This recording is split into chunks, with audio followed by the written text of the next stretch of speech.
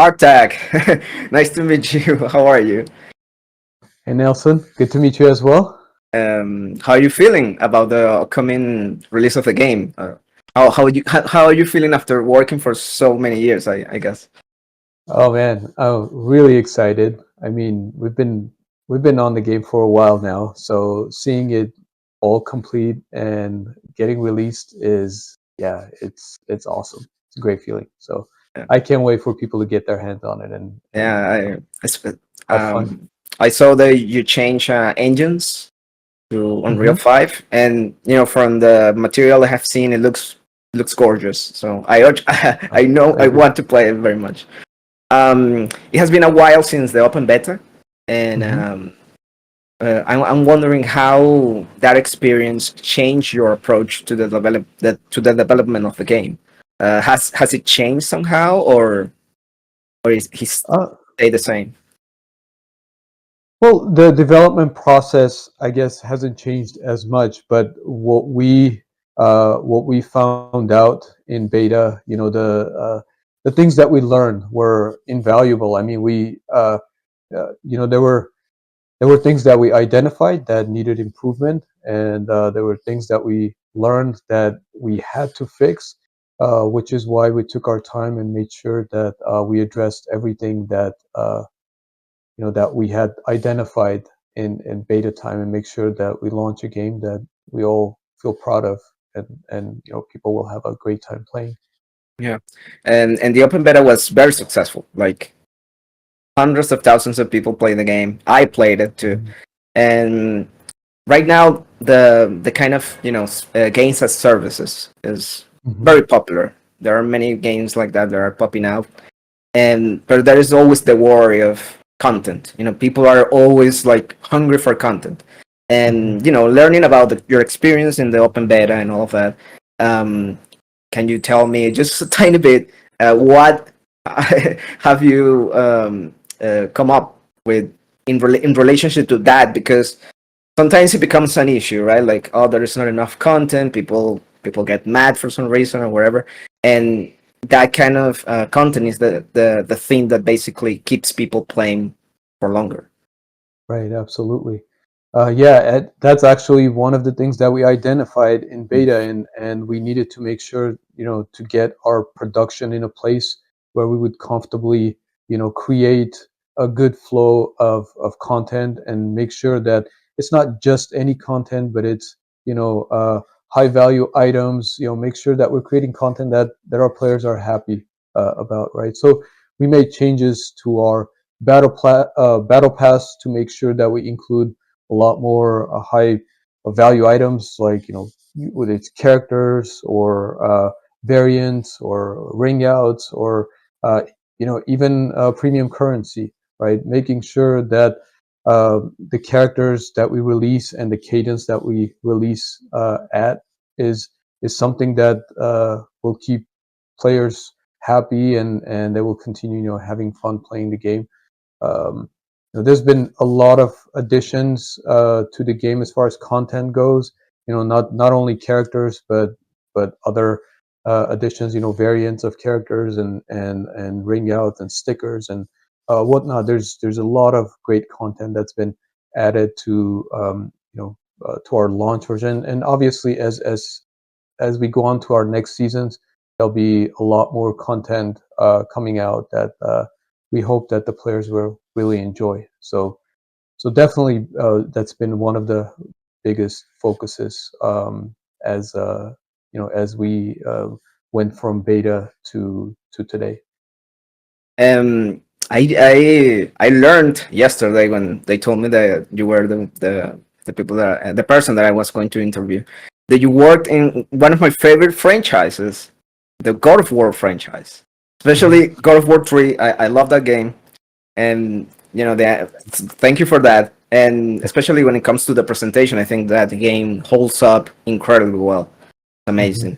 um so my question is, what are the difference, you as an animator, what are the Hmm. difference to animate that kind of action in something as epic as God of War, in contrast to animating characters for a fighting game?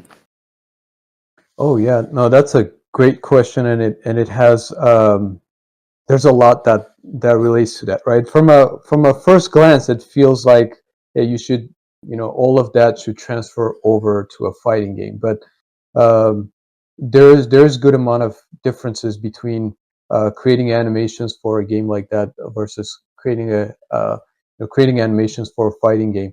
Whether it's the timing, making sure that characters anticipations, hit poses, their follow throughs all feel clear. They they communicate the attacks that you're trying to do, making sure that the timing feels good, but on the uh, the people who are initiating the attack versus the ones that are receiving the attack. Um, Making sure that our characters, they're all well-known characters, well-known from, coming from well-known IPs. Making sure that they feel uh, in character. They project their personalities in, whether it's their attacks or their emotes, or whatever they're doing. We stay true to those characters. So there's quite a bit. There's a lot more, but um, you know there's also a lot that transfers over. God of War has it's the attacks in those, or even the personalities of the characters are really emphasized through their movements and through their animations. So bringing that over into our game is crucial, right? Bringing all of those qualities into this. So yeah, we've made sure that the game uh, has the best possible animations that we could come up in the time that we have, and make sure that we do justice to our characters, and keep them in character, and bring out their personalities in all of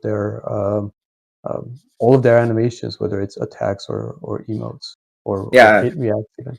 yeah. I will imagine it's a great challenge. Like, for example, when Kratos kills someone, you need to create that kind of animation that expresses that kind of brutality, and Mhm. it will be not the same, but as closer when you get punched by Superman, right? Like that needs to feel like it hurts a bit. Yeah, Right. The Obviously, our game yeah, is a lot more fun and exciting yeah. versus being brutal, and Hmm. so there's an aspect to that that certainly translates from an animation standpoint, making sure that the hits feel strong, making sure that the poses feel strong, making sure that we communicate clearly all the attacks, um, but at the same time, making it feel more fun and exciting. Yeah. um, that's the kind of emotion that we're trying to project through our animations in this game. Are you a fighting game fan? Do you play I fighting games? am. Yes. I guess not anymore as much, Oh, okay. but I used to quite a bit, and I play as much as I can these days. Yeah. Which one is your favorite ones? And are Oh, have those the games kind of influence your work in multiverses? oh, absolutely. I mean, I could safely say that Mortal Kombat and Street Fighter have been, one of my all-time favorite games. Probably, other fighting games as well, but they all have some kind of an influence, whether I consciously am influenced or unconsciously. All of those in some form or another affect the choices that we make, as we're making these games. So yeah, absolutely, it's built on top of our previous experiences, as we're animating. Um, but we're also bringing in a lot of fresh ways of presenting our characters. Again, making sure that they feel in character, and making sure that their attacks feel interesting, exciting, and entertaining, while feeling really good as far as fighting games are concerned. Yeah. I always hear that developing fighting games is really hard. This is your first fighting game. Is that true? It's really hard in comparison It is. to other games. There's a Yeah. lot that goes into building fighting games, right? It's not just about great animation. It's not Hmm. just about beautiful looking graphics. It's a lot about how these characters are designed, the full experience of the how responsive they are, how clear the attacks are. You know, how even the hit reactions, making sure that those look clear, feel good. The timing, the full kit. How does that support the character? There's so many factors that play into making sure that character plays and feels great. Um, so yeah, absolutely, it's not easy. And then obviously the balancing aspect of it, right? Oh Making my sure God, that yes, the balance. they all feel balanced. So we put a lot of effort into making sure that our characters are both fun, um, and they're as balanced as we can make them. So yeah, it is hard. Yeah, yeah, especially in something like multiverses, because there are so many characters from so many different places. Like Mhm. Tom and Jerry are not going to play the same way as Superman or Batman Right. or Arya or something like that. And I couldn't even imagine how you are coming up with this with the moves, special moves, and all that kind of stuff, and then make it all fit together. That sounds like a nightmare. But I guess it came out pretty good. Oh, thank you. Yeah, it's definitely a team effort, combined effort between the designers and animators and artists, and everybody plays some kind of a role in making sure that those characters, feel as good as they do. Uh, Yeah. so yeah. And right now fighting games are really popular, more than ever, I will say. Mhm. And especially because the competitive scene is getting stronger and stronger.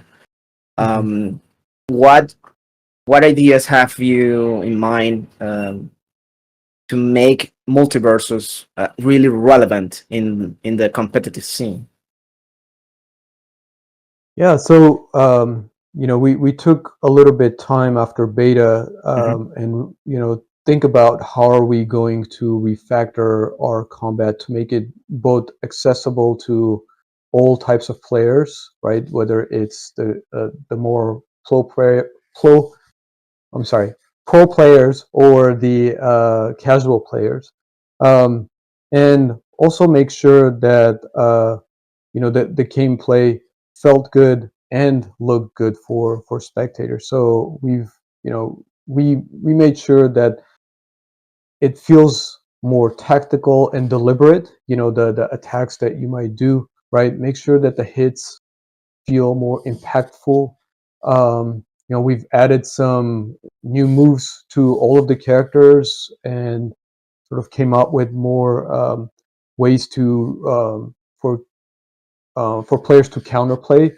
So we've been adding on top of what we had already built to make sure that uh, the overall experience, whether you're a pro or a casual player, um, there's an easy entry, but also it's the combat is deep enough that you could keep getting better and continue having fun playing the game. Uh, Yeah, the addition of Paris, for example, like it's mhm. such a popular mechanic right now. It seems like every game has a Paris system right now, but it Right. works. It makes you feel good when you do it, and I think that's it's gonna make a difference for multiverses in comparison to Mhm. other games that are similar. And who is your favorite character in the roster Oh man, I've right been now? asked Who's this your favorite? before, and it's a tough one to say because Yeah, we all take so much. We put so much care into creating all of our characters that it's hard to say which one's favorite. But if I had to choose, I would have to choose a few. I can't just pick one. I think two. Batman Pick is two. probably there at the top. Batman, Arya, Joker, Jason. The new Joker. characters are so exciting for me because they feel fresh and new, and so uh, I have a blast playing with them. Uh, but man, I can't put my finger on a specific one that's my favorite. I think those guys are all at the top. They are Um, all your babies. You cannot choose. yes. And if you could have the chance to bring one character into the game, um, who would it be? some Oh, strange characters, that's something really, really weird, something really outside of the box, right? Not someone from DC, not someone from, I don't know, the Lord of the Rings or something like that, but it has to be a Warner Brothers property, of course. But um, there are so many characters in that spectrum. yeah, that's exactly what it is. There's so Yeah, many. I mean, there's so we many. discuss we discuss a lot of characters all the time, like what's going to be next, and you know what that character is going to bring into the game.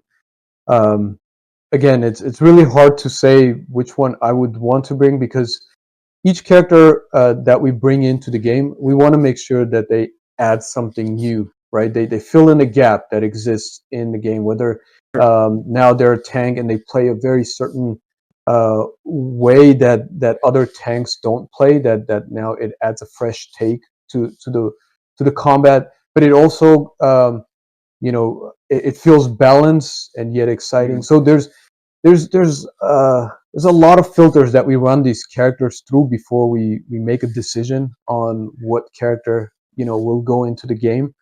So it's always, it's hard for me to say exactly which character I would want to see in the game, because there's just so many that we look at constantly. And yeah, that's one It's question like I won't be able to I can answer. answer. Yeah, yes. I was thinking of Alex from A Clockwork Orange. Uh-huh. I think he will Okay. be amazing because he could have Cool. his goons, you know, for for a special move, and then he could have a projectile that is like a glass milk or something like that. Uh-huh. I think that would be really fun, but it would be too niche. It would be too niche. Nobody would Well, really nothing's off the table. nothing So, else you off the know, thank table. you. I appreciate, yeah, your But suggestion. when I see Alex in the game, I'm like, oh my god, Artak, he heard me. There you go. To finish, what can you say to those new players that really are on the fence about getting into the game? Mhm. What can you say that to them that make them change their mind? Like, I know it's like a very broad question, but um, it is something here that you think that is special to multiverse, that it is unlike anything else in the fighting game space. Especially right now, there are so many games, fighting games popping Mhm. out. Like, okay, it is great, but you need to choose multiverses because we have this. Yeah, I mean, man, we've put strong emphasis on the co-op gameplay side of things, right? We want to make sure Mm. that you can get in there with your friend and just have a blast. And all of the characters have very specific mechanics ingrained in them to really push that aspect of our gameplay. So I think, you know, the co-op aspect of it, the unique cast that we have, and such a diverse and incredible, you know, cast of characters that you know you just have a blast playing with. Um, you know, also we're introducing a new mode. You know, our Mm. PVE mode Ooh. that you could jump in solo or with a friend and just, you know, progress through different levels. You know, fighting enemies or playing mini games or, you know, fighting boss fights. You know, and doing all of that while earning rewards and XP. You know, so there's a lot of, you know, different ways that you can play the game. There's a lot of different modes. So if anybody's on the fence, you know, on playing the game, it's it's an exciting game. It's really fun. You can play with, you know, friends or kids or you know, and it's, you know, you have nothing to lose, right? So it's a free to play game. It's a free to play game. Yeah. If anything, you'll just have a blast, you know, playing the game. And if you find that it's a game for you, then awesome. There's a lot more that you know you can experience and Yeah. earn over time. Um, Yeah, it's a free to play game, but it feels like a complete package, right? Like in the past, it would be like, oh, this is a fighting game, but it's only the arcade experience. Like it's only mhm. fighting. But here you have the PVE mode. Are you expecting to expand that further into the game, just like you're going to do with a roster? Yes, absolutely. I mean, our goal is to continue expanding the game as a whole, and all of its parts will continue expanding um, as the game continues, to live on. Yeah, yeah, of course. You cannot tell me anything more because it will be spoilers. But yeah, next time. Thank you, Artek. That was really fun. Thank you for the Oh, thank information. you, Nelson. Um, Appreciate the interview. yeah.